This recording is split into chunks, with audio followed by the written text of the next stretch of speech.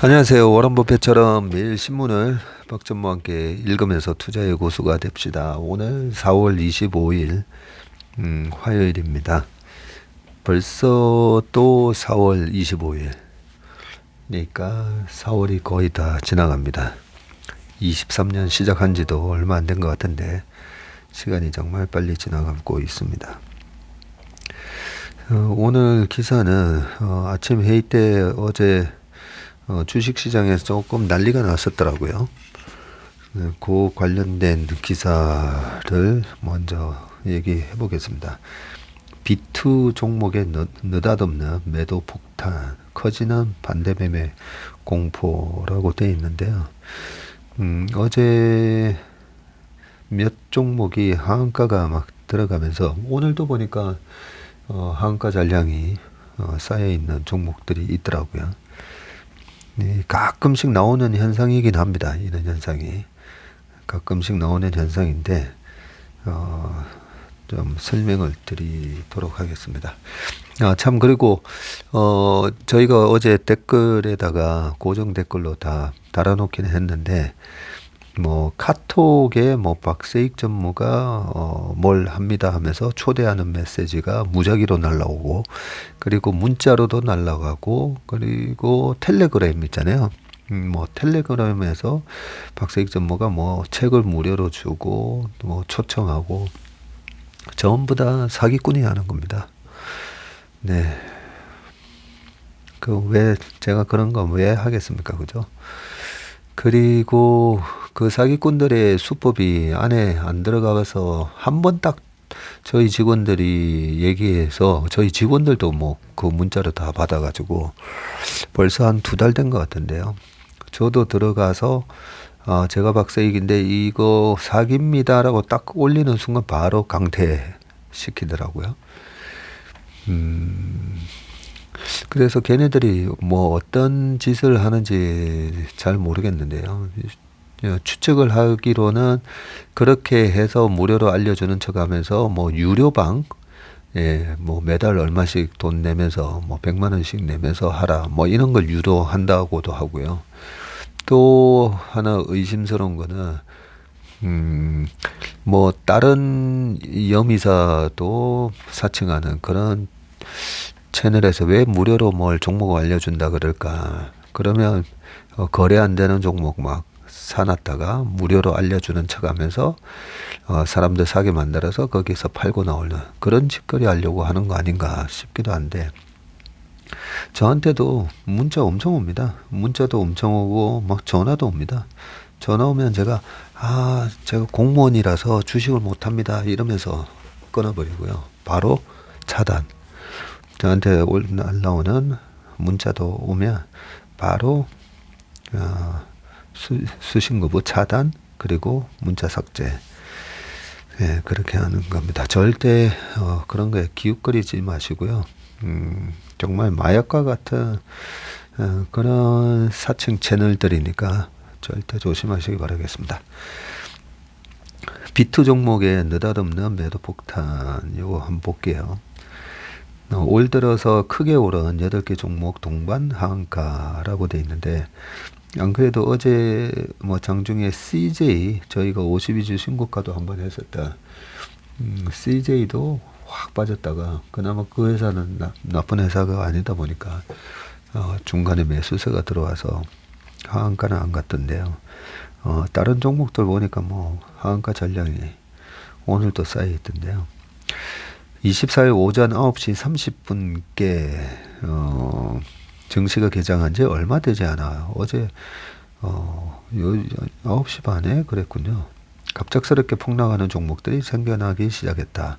정상적인 거래라고 보기 어려울 만큼 매도 폭탄이 쏟아지며 수직 낙하하는 종목이 늘어났다. CJ처럼 시가총액이 큰 종목이 순식간에 하한가에 근접할 정도로 떨어지자 주문 실수 아니냐는 추정까지 제기됐고요. 결국 이날 코스피 5개 종목, 대성홀딩스, 다올투자증권, 삼천리, 세방, 서울가스와 코스닥 3개 종목, 다우데이터, 성광, 하림지주는 하한가에 장을 마감했고요. 이날 종목 폭락 사태를 두고 시장 안팎에서는 차익 결제 거래 CFD라고 영어로는 이 Contract for Difference 해가지고 실제로 차액을 결제를 해주는 그런 시스템인데요. CFD 거래는 국내 투자자가 증권사에 주문을 넣더라도 실제 거래는 외국계 증권사를 통해 이루어지는 것으로 알려졌다. 맞습니다. 이날 폭락한 종목들의 매도 창구 상위에 SG증권이 자리 잡고 있는 것은 이 때문이라는 설명이고요. 금투업 관계자는 CFD 거래 과정에서 문제가 발생했고 이로 인해 반대 매매가 대량으로 일어났을 가능성이 있다고 추정했습니다. CFD는 투자자가 기초자산을 직접 보유하지 않고 주가 등락에 따른 차익만 결제하는 파생 상품으로 장외 파생 계약 TRS라고 하고요. 이게 TRS가 토탈 리턴 스왑이라고 합니다. 예전에 우리나라 IMF 직전에 SK증권도 이런 TRS 하다가 크게 손실이 나서 회사가 망할 뻔했었습니다. 진입 가격과 청산 가격의 차액을 정산하는 방식으로 거래가 이루어지는데 양도세를 물지 않아도 되고 증거금률 40%를 충족하며 2.5배까지 레버리지를 일으켜 매매가 가능해 수익을 극대화할 수 있다 라고 되어 있는데 여기 좀 잘못된 부분이 있네요. 양도소득세를 묻니다. 주식이 10억 미만은 비과세잖아요. 비과세인데 슈퍼개미들이 주식을 살 때 뭐 한 종목 뭐 200억 사는 선수들도 있긴 하거든요. 그 200억 사는 선수들이 매년 연말에 대주주과세에 안 걸리려고 10월에서 11월, 12월까지 주식을 팔다 보니까 되게 막 귀찮고 짜증날 거 아닙니까? 그죠? 근데 이 CFD 계좌라는 게 탄생한 지 한 6, 7년 됐습니다. 어떻게 하는 거냐면요. 예를 들어서, 삼성전자를 200억 원어치를 사민다고 주문을 내면, 분명히 예를 들어서 교보증권, 우리 이주영 차장도 교보증권에서 CFD 영업을 하니까, 교보증권 CFD 계좌를 통해서 200억을 사면요. 그게 교보증권으로 안 찍히고 뭐 JP모간이나 SG나 CS나 CIMB 이런 외국계 증권으로 잡힙니다. 그 교보증권하고 이 CFD 계약을 맺은 외국계 증권사에서 그 200억 원어치를 대신 매수를 해주는 겁니다. 대신 매수를 해주고 그리고 나중에 10,000원 먹고 팔았다 치자고요. 팔 때도 보면 CIMB나 뭐 CS 이런 SG 그 외국계 창구가 매도가 나옵니다. 그러면 실제로 교보증권으로 내 이름으로 매매가 된 게 아니고 그 SG라는 그 외국계 창구에서 대신 매매를 해주고 자 요렇게 해서 200억 해가지고 10,000원 벌었으니까 그 10,000원 번 것만큼 이 사람 계좌에 실제로 수익을 넣어줍니다. 대신에 그러면 걔네들은 왜 이런 걸 하지? 매매 수수료가 좀 비싸고요. 그리고 그 돈이 100억이 있으면 CFD 계좌로는 300억 매수를 하고 300억 매도를 공매도를 때릴 수가 있습니다. 그러면 300억 해가지고 내 포지션은 제로가 되죠. 그러면 500억 때리고 500억 매수할 수 있고 뭐 그것도 한도가 있긴 한데 그런 식으로 레버리지를 일으키기 쉽다 보니까 슈퍼개미들이 되게 많이 이용을 합니다. 그래서 어떨 때 보면 시장의 주도주가 한참 올라가다가 확 박살날 때 보면 시장의 주도주가 빠지는데 그동안 소외주가 막 올라가잖아요. 그런 현상이 일어나는 이유가 바로 소외주를 공매도를 때려놓고 주도주를 매수를 이런 식으로 레버리지를 하다가 흐름이 바뀌면 워낙 레버리지가 크기 때문에 10억으로 100억 샀다가 100억이 10%만 빠져도 손실을 크게 볼 수가 있으니까 굉장히 트레이딩을 액티브하게 합니다. 슈퍼개미들이. 그러면 매수 잡았던 포지션을 팔고 매도 공매도 잡았던 포지션을 다시 대사고 뭐 이런 매매를 활발하게 하고요. 이렇게 CFD 계좌가 이제 편법으로 양도세를 대주주 과세 요건을 피해가는 식으로 쓰이다 보니까 언제부턴가 한 2년 전, 3년 전부터 10% 아마 파생상품에 매기는 세금을 똑같이 매깁니다. 파생상품 같은 경우에는 과거에 5% 양도세를 매기다가 지금 아마 10% 양도세를 아마 매기는 걸 알고 있는데요. 파생상품 매매와 똑같은 양도세를 매기기 때문에 농특세까지 합쳐서 11% 양도세를 내는 걸로 그렇게 알고 있습니다. 그래서 여기 나오듯이 양도세를 물지 않아도 된다. 이건 아니고 여기는 10억 이런 거 없습니다. 그냥 뭐 1억으로 1,000만 원 벌어도 1,000만 원에 대한 양도세 11% 내야 됩니다.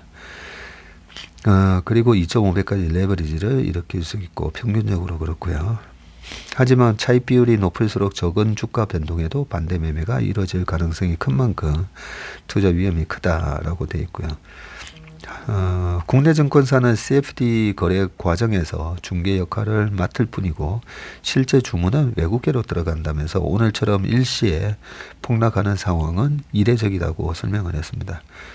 외국계 증권사와 CFD 계약을 맺은 몇몇 증권사는 자사와 관련 없는 해프닝이라고 선을 긋거나 관련성에 대해 당장은 확인이 어렵다는 반응이다. 시장에서는 폭락한 종목들이 올해 들어서 주가가 급등했고 이 과정에서 금융사에서 돈을 빌려 투자하는 신용투자 비율이 높아진 점에 주목을 하고 있는데 이경민 연구원은 오늘 가장 큰 화두는 수급 이슈로 특정 창구를 통한 CFD 매물 출회 등이 원인으로 언급되고 있으나 세부 추정은 기술적으로 제한적이라면서도 다만 하한가를 기록한 종목들을 보면 공통적으로 과도한 레버리지가 원인이었다는 것을 합리적으로 추정할 수 있다. 네. 시장 일각에서는 특정 펀드가 만기 연장에 실패하면서 반대 매매가 진행됐다는 얘기도 돌기도 했는데 증권사마다 조금씩 다르지만 CFD 반대 매매는 보통 오전 10시에 일어나는 것으로 알려져 있고요. 문제는 올 들어 중소형주를 중심으로 B2가 급증하고 있는 가운데 갑작스러운 종목 폭락 사태까지 벌어지면서 투자 심리가 급락하고 있다는 점이고요. 폭락 종목들은 신용융자 비율이 10% 안팎으로 높은 수준이다. 투자 심리가 악화돼서 주가 하락하면 개인 투자자들의 반대 매매가 쏟아질 우려가 있는데 반대 매매는 통상 증권사가 주식을 담보로 투자자에게 자금을 빌려준 뒤 주식 가치가 대출한 돈의 140% 밑으로 내려가면 강제로 처분하는 것을 말합니다. 반대 매매는 반드시 거래가 체결되기 위해서 전 거래일 종가의 하한가로 주문이 이루어져서 추가 하락을 부추길 수가 있고요. 실제로 올 들어 B2는 위험 수준이라는 경고가 나왔고 얼마 전에 코스닥 신용 잔고가 10조 넘고 그죠? 합산 신용이 20조가 넘었었죠. 앞서 신용융자 잔액은 2021년 9월 달에 25조까지 올랐었죠.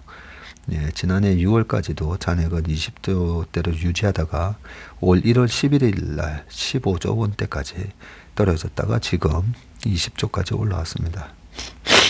개인의 코스닥 시장 누적 순매수액 가운데 B2 비중이 절반가량을 차지하는 것으로 나타났다. 연초부터 이달 21일까지 개인의 코스닥 시장 누적 순매수액은 6조 1278억 원에 이르는데 여기서 코스닥 시장 신용거래 융자 잔액 증가분이 2조 7817억 원에 달한다. 개인 투자자 순매수액의 45%에 해당하는 금액이다. 같은 기간 기관과 외국인 기타 법인은 모두 코스닥 시장에서 순매도세를 보였다. 박서연 연구원은 올해처럼 신용융자 증가액이 개인 순매수 대금의 절반을 차지하고 있다는 것은 단기 레버리지 배팅이 코스닥 시장 강세에 큰 영향을 미쳤으며 갑작스럽게 신용융자가 청산되는 상황이 오면 증시 후폭풍이 클 수도 있다는 의미라고 얘기를 했습니다. 야, 이거는 몰랐네요.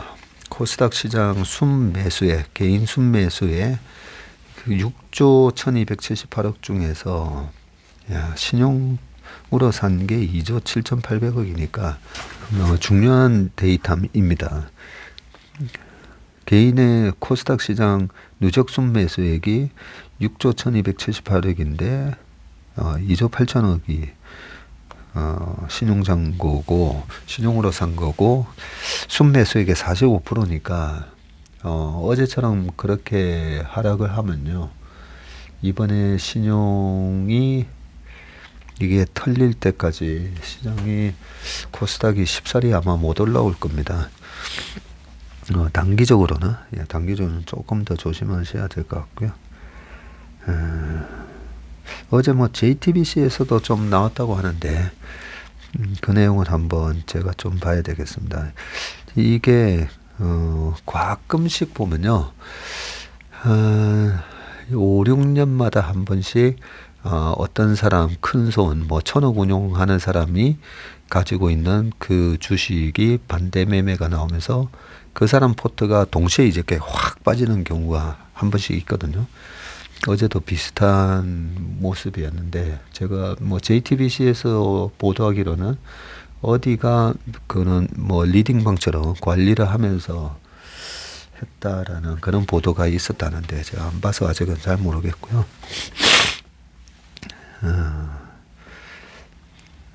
네, 알겠습니다. 일단 추가적인 내용은 또 내일도 나올 거니까 확인해서 또 말씀드리고요. 원화값이 1330원 붕괴 5개월 만에 최저라고 돼 있거든요. 오늘은 그나마 조금 3원 정도 빠지네요. 1331원인데 항상 제가 생각했던 거 1440원에서 1270원 갔다가 1200 거의 30원까지 이번에 빠졌었나요? 빠졌다가 다시 1330원 왔잖아요. 그러면 약간 생각하고 다르게 진행될 때 아직까지는 A, B, C로 빠지는 형태라고는 생각하고 달러 인덱스는 계속 빠지고 있잖아요. 네, 그래서 크게 염려는 안 되지만 일단 원화값만 이렇게 약세를 보이는 이유가 우리나라만의 어떤 시스템 리스크가 혹시 있는 건지 계속 꾸준하게 체크는 해봐야 됩니다. 미국 달러가 약세인데도 이례적으로 동반 약세 흐름을 보여온 원화값이 연중 최저치를 갱신했고요. 연중 최저치 1330원대로 밀린 것은 작년 11월 28일 1340원 이후 한 5개월 만이라고 합니다. 한국은행이 지난 13일 국민연금과 외환 수업 규모를 확대하고 최근에 외환당국이 달러 매도를 통해서 미세 조정에 나섰지만 약 열흘 만에 1달러가 1330원 이 저질선이 뚫렸습니다. 원화값이 추락한 배경은 복합적인데요. 1년 넘게 이어지고 있는 무역수지 적자, 그리고 최근 대만 우크라이나와 관련해 제기된 지정학적 우려, 외국인 배당 송금 수요가 더해지면서 이 부분이 있죠.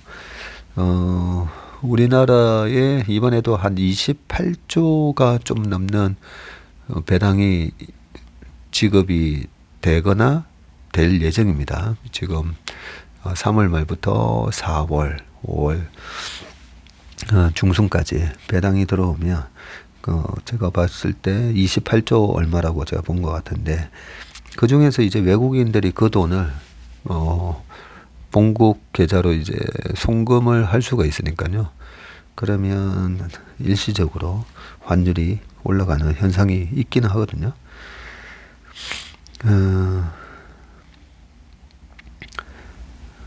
중국 위안화가 이날 달러당 6.9 위안 수준으로 약세를 보인 점도 원화값 약세 요인으로 작용했다. 위안화가 언제 또 6.9까지 올라가네. 그 7위안을 계속 지키겠다 해서 바우치 해가지고 그죠? 했다가 7 뚫었다가 그러고 나서 6.2 정도까지인가 빠졌었는데 다시 어느덧 6.9까지 또 올라왔네요. 장중 우에다 가즈오 신임 일본은행 총재가 당분간 통화 완화 정책을 유지하겠다는 뜻을 밝혀 엔화가 추가 약세를 보인 것도 악재였는데 원화는 위안화 엔화와 같은 방향으로 움직이는 경향이 있다. 미국 제조업 서비스 구매자 관리, 구매 관리자 지수 PMI를 비롯한 경제 지표가 호조세를 보이면서 미국의 추가 긴축 가능성이 부각돼서 위험자산 선호 심리가 약화된 측면도 있고 원화값 약세 흐름은 미국 긴축 우려가 재점화하면서 달러가 강세를 보인 2월부터 나타났고요. 문제는 3월 중순 미국의 실리콘밸리 은행 파산 후 금융 불안으로 긴축이 끝물이라는 전망이 나오면서 달러가 약세로 돌아섰는데도 원화는 동반 약세를 보이고 있다는 점이다. 달러가 약세면 상대적으로 강세를 보이기 마련인 원화가 연중 최저치 기록을 갈아치우고 있다. 문정희 국민은행 수석 이코노미스트는 달러는 연초 대비 1.7% 정도 하락했는데 원화값은 같은 기간 4% 이상 하락해서 원화가 지금 저평가된 상황이라면서 역내 시장에서 달러 매도가 잘 나오지 않고 역외 시장에서도 원화보다 달러가 더 매력적이라고 보는 경향이 있다고 합니다. 전문가들은 원화값이 당분간 1,300원 초중반대에서 혼조세를 볼 가능성이 높다고 전망을 하는데 원화 향방을 가를 이벤트로는 25일부터 잇따라 발표되는 한국과 미국 유로존을 비롯한 주요국의 1분기 경제 성장률 등 거시경제 지표와 5월 초에 예정된 FMC가 있죠. 백석현 신한은행 이코노미스트는 5월 FMC 이후에 약달러가 더욱 가속화하면 원화가 약세 흐름에서 벗어날 가능성이 있다고 말을 했습니다. 하반기 수출 경기가 되살아나면 원화값은 다시 1200원대에 진입할 수 있다라고 얘기를 했네요. 조금 아쉬운 게 2008년 10월 말에도 통화사업을 체결해 줬었고요. 그리고 코로나 때도 통화사업을 3월 19일인가에 체결시켜 줬는데 이번에는 페드가 확실히 물가를 잡기 전까지는 이 통화수합을 안 해주는 것 같아요. 일부러. 그래서 통화수합을 전격적으로 만약에 체결하는 이벤트가 나오면 그러면 아마 원달러 환율이 순간 급락하는 그런 모습이 나올 수 있다라고 기대를 하는데 작년에도 뭐 제넷 옐런 재무부 장관이 올 때 이번에 통화 수업 해줄 수도 있다 뭐 했는데 안 했잖아요. 그런 거 보면 미 재무부나 지금 페드에서는 이 물가가 됐든 아니면 뭐 가상화폐 시장을 죽이려고 그러든 어떤 목적이 달성되기 전까지는 아직 통화 사업을 체결 안 해주는 게 그게 조금 아쉬운 점입니다. 세 번째 기사는요. 최대 시장 중국에 팔지 말라니 삼성 SK 도넘은 미 압박에 지금 소갈이라고 되어 있습니다. 반도체 얘기죠. 우리나라 반도체 수출에서 가장 큰 시장이 중국인데요. 미국 마이크론에 대한 중국 당국의 제재가 현실화되면 그 공백을 삼성전자, SK하이닉스 등 한국 기업이 채우지 않도록 미국 정부가 한국 정부에 요청했다는 파이낸셜 타임즈의 보도에 한국 반도체 기업들이 촉각을 곤두세우고 있습니다. 이는 중국 당국이 마이크론의 중국 내 판매 금지를 가정한 것이지만 미국 정부가 반도체 수출 자체를 통제할 수도 있음을 시사한 것이기에 파장이 크고요. 일각에서는 반도체 분야에서 한국 기업에 대한 미국의 개입이 과도하며 대응책이 필요하다는 목소리도 나옵니다. 반도체 업계에 따르면 미국의 대중 반도체 제재가 지속되는 가운데 미국 정부가 한국의 메모리 반도체 수출 자체에 대해 언급한 것은 이번이 처음이고요. 한국은 미국의 대중 압박 속에서 주로 장비와 투자 측면에서 제한을 받아왔고요. 미국 정부가 지난해 10월 시행한 대중 반도체 장비 수출 통제 조치는 반도체 장비의 중국 반입에 제한을 두고 있고 미국 반도체 지원법을 통해 생산 보조금을 받은 기업은 중국에 10년간 투자를 제한한다는 가드레일 조항 역시 기업들의 중국 내 생산시설 투자와 연관되어 있고요. 미국 정부는 지난해 AI와 슈퍼컴퓨터용 최첨단 시스템 반도체의 대중 수출을 금지하면서 엔비디아와 AMD 등 자국 기업 일부 제품의 수출을 제한했지만 한국 기업에는 특별한 해당 사항이 없었다. 그런데 여기서 우리가 엔비디아하고 AMD 보고 대중 수출 못하게 했잖아요. 근데 엔비디아가 작년에 110불 찍고 지금 270불까지 올라갔잖아요. 그죠? 네, 그런 걸 보면 이런 대중 수출을 제한한다고 해서 크게 뭐 영향을 많이 받는다, 너무 우려는 안 해도 된다라고 생각하고요. 이에 미국 정부가 대중 반도체 장비 수출 통제 조치에 일본, 네덜란드 등 동맹국을 합류시킨 것처럼 한국 정부와 기업도 미국의 정책에 보조를 맞춰야 할 가능성도 배제할 수 없다. 뭐 이까지는 뭐 최근 6개월 내내 들었던 얘기잖아요. 그죠? 삼성전자와 SK하이닉스의 매출에서 중국이 차지하는 비중은 각각 4분의 1을 넘는다. 최악의 경우 중국이라는 거대 시장을 놓칠 수 있다는 의미인데, 삼성전자, SK하이닉스는 물론 한국과 미국 양국 정부 역시 파이낸셜 타임즈 보도에 대해 구체적인 언급은 하지 않고 있고요. 미국 정부가 어떤 후속 조치를 요구하고 있는지도 정확하게 파악되지 않은 상태다. 미국 정부의 이 같은 요구가 어떤 실효적 결과를 얻게 될지에 대해 제기되는 의문도 한두 가지가 아니다. 예, 저도 그런 생각 좀 드는데요. 메모리 반도체는 시스템 반도체와 달리 규격화된 제품이 생산되는 만큼 범용 제품, 뭐 우리가 이런 얘기 많이 하잖아요. 보면 반도체가 국경을 넘는 것을 통제하기가 쉽지 않죠. 대량 생산된 뒤 다양한 유통망을 거치는 메모리 반도체의 특성상 다른 국가를 우회해서 중국에 반입되는 사례까지 막기는 어렵기 때문이다. 예, 저도 그렇게 생각합니다. 더군다나 마이크론의 빈자리를 채우지 않도록 기업들에 주문하는 것은 더 어려운 부분인데, 우선은 마이크론의 공백이 어느 정도인지 객관적으로 파악할 방법도 마땅치 않고, 중국 내 시장 점유율에 변동이 없도록 유지하거나 판매량의 절대 수준에 제한을 두는 방법이 있을 수는 있지만 시장 경제의 기본 방향과도 배치되고요. 무엇보다 이 같은 통제는 애플, 테슬라 등 중국 내에 생산 기지를 둔 미국 기업의 반도체 수급에도 영향을 미칠 수 있다. 그러네요. 미국 입장에서는 마이크론을 살리려다 다른 기업에 타격을 입히는 양날의 칼이 될 수 있기 때문이다. 송명섭 화이트저증권 연구원은 결과적으로 시장이 왜곡되는 효과가 발생할 수 있다면서 미국이 중국에 대해 신호를 보내는 의미가 강한 것으로 보인다.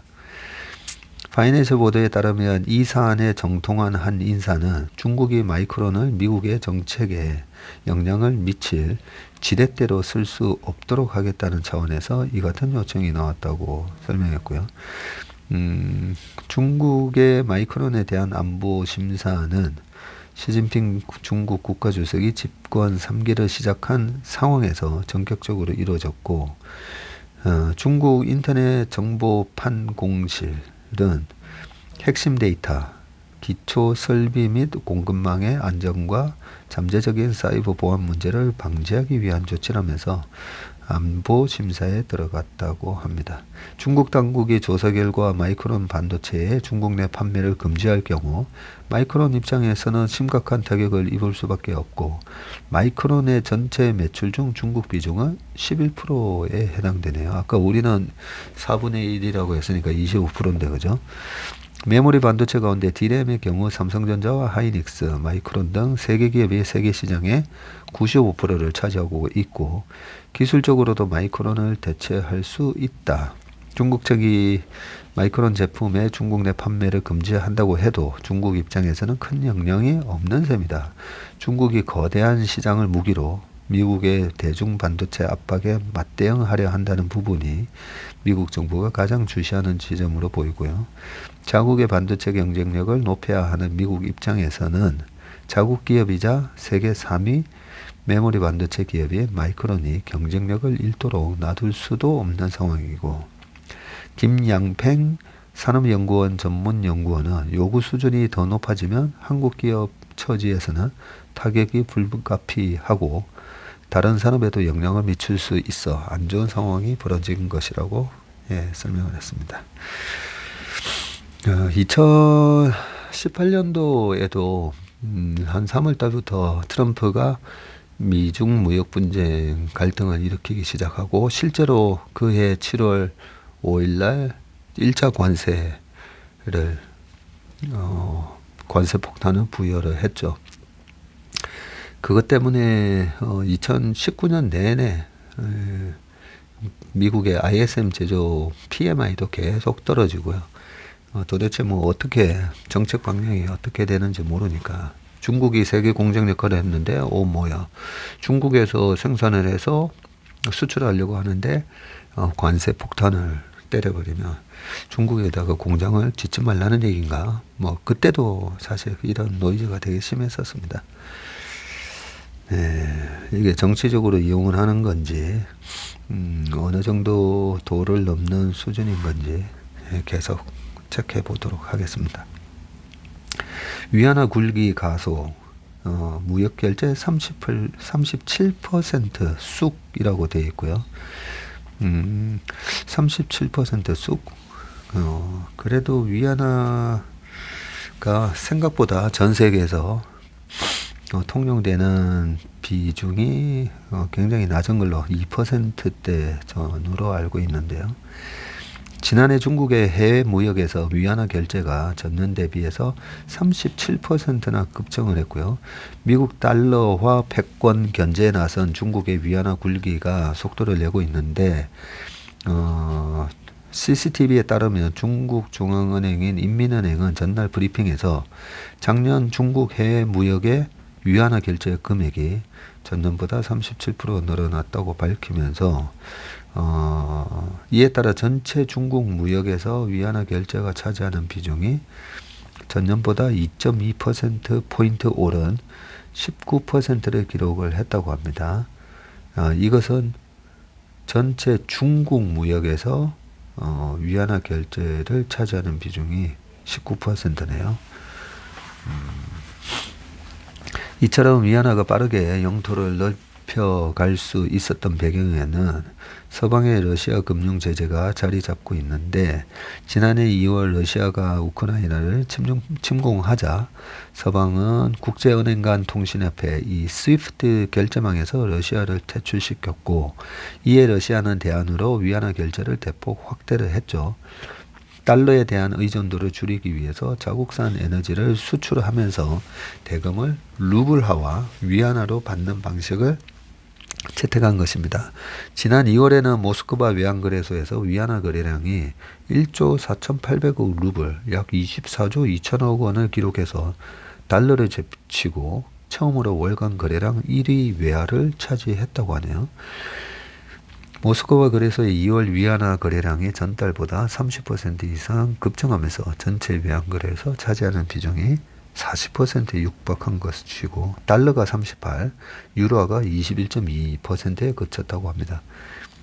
이와 관련해서 알렉산드러 노바크 러시아 부총리는 러시아는 수출 에너지 결제 통화로 루블화와 위안화를 계속 사용할 것이라면서 중국은 이미 위안화로 러시아산 천연가스, 석유 일부를 사들이고 있으며 이런 추세가 계속될 것이라고 말을 했습니다. 러시아뿐만 아니라 교역에서 위안화 사용을 확대하는 국가가 점차 늘고 있고, 중국은 지난달 자국의 주요 석유 공급국인 사우디아라비아에 위안화를 대출해주고 자국과의 무역 대금 결제용으로 사용하도록 했다라고 합니다. 그 다음은 우리금융 1분기 깜짝 실적 순이익이 9,113억이다 라고 되어 있는데, 우리금융 이런 주식에 투자를 하지 않더라도 작년 4Q부터 뭐 레고랜드 사태 이후에 지금 금융권이 어느 정도 타격을 혹시 받고 있나? 네, 그런 우리 의심을 하잖아요. 그래서 우리 금융지주가 실적이 어떻게 나왔는지 일부러라도 체크를 한번 해보는 겁니다. 우리 금융지주가 금리 인상 등의 영향으로 올해 1분기에도 호실적을 기록했는데 동시에 금융당국에서 경기 불안정성에 각 금융지주가 선제적으로 대비할 것을 권고함에 따라 손실에 대비해 쌓아두는 충당금 규모도 늘렸다. 사실 이 부분이거든요. 경기가 안 좋아진다 싶으면 충당금을 확 늘리고요. 실제로 그 충당금이 1년, 2년 지났는데 뭐야 다 돈 대출했던 돈이 다 돌아오네 하면 충당금 환입으로 이익으로 잡히면서 우리가 우려했던 그런 경제 위기에서 실제로 일어나지 않네 하면서 은행주가 먼저 오릅니다. 그게 2016년 1Q, 2Q, 3Q가 당시에 중국발 위기, 유가가 26불까지 빠지고 하면서, 그때 당시에 홍콩 증시가 14,000에서 7,000까지 빠지면서 홍콩 증시를 베이스로 한 ELS가 전부 다 낙인되면서 마이너스 40% 이상 났을 때인데, 그때도 보면요, 무슨 경제학자들의 어떤 전망이라든지 IMF, 월드뱅크의 전망보다도 우리나라 은행들의 실적이 서프라이즈가 났는데 그 서프라이즈 내용을 뜯어보니까 충당금 환입이 막 들어오고 있었던 거죠. 그렇게 은행 뉴스를 통해서 실적 발표를 통해서 다른 어떤 증시 전망보다도 오히려 더 좋은 리소스를 얻을 수가 있습니다. 내용을 조금 볼게요. 금리 인상 등의 영향으로 1분기에도 호실적을 냈는데 동시에 금융당국에서 충당금 늘리라고 했고 우리 금융이 올 1분기 당기순이익 9,113억을 기록했는데 이게 지난해 1분기에 8,392억 원과 비교해서 721억 원, 8.6% 증가를 했고요. 이자 이익 증대와 순이자 마진, 님 개선에 따른 것인데 순영업 수익, 이자 이익과 비이자 이익은 전년 동기 대비해서 7.6% 증가했고요. 비이자 이익이 3,830억에서 3,317억 원으로 줄었지만 이자 이익은 1조 9,877억에서 2조 2,188억으로 늘어났다고 합니다. 은행들은 이 님이 중요한데요. 순이자 마진, Net Interest Margin이라고 하나. 이 님이 지난해 1분기 1.73에서 올 1분기에 1.91로 상승을 했네요. 우리금융은 기업 대출 중심으로 대출이 성장하고 작년 한 해 동안 기준금리가 2.25%포인트 인상된 데 따른 기저효과라고 합니다. 올해 1분기 총 충당금은 2,614억이고요. 지난해 1분기에 1,661억보다는 57.4% 늘어난 규모인데 최근 연체율 상승에 따른 선제적인 리스크 관리 차원에서 충당금을 확대를 했다고 합니다. 충당금 확대했는데도 수익이 늘었다고 그죠? 그리고 중요한 게 연체율인데요. 연체율의 경우 우리은행은 지난해 말 기준 0.22%에서 올해 1분기 0.28%로 상승했다. 여전히 낮긴 낮네요. 최근 금융감독원은 5대 은행 임원들과의 비공개 간담회에서 지난해 대출 연체율이 정책 지원 등 때문에 낮게 산출되는 착시 효과도 있었다는 점을 감안을 해서 충당금을 충분히 산정할 것을 주문했다고 합니다. 나머지 보너스 기사는 바이 삼성전자 외국인 올 들어 7.2조 쓸어 담았다라고 하는데 이 기사 내용도 보면 재밌습니다. 어떤 외국인들은 어떤 기업을 많이 샀는가 말하는 부분들이 쭉 나와 있으니까요. 이 부분은 참고하시고 한국 증시 순매수 11년 만에 최대라고 하고요. 삼성, SDI, 현대차 등 집중 매수가 몰렸고 기관 순매수 1위는 SK 하이닉스다. 이런 내용이니까 한번 참고하시기 바라겠습니다. 오늘 웜의 신박 순서는 여기까지 하겠습니다. 오늘도 건강한 하루 되시길 바라겠습니다. 고맙습니다.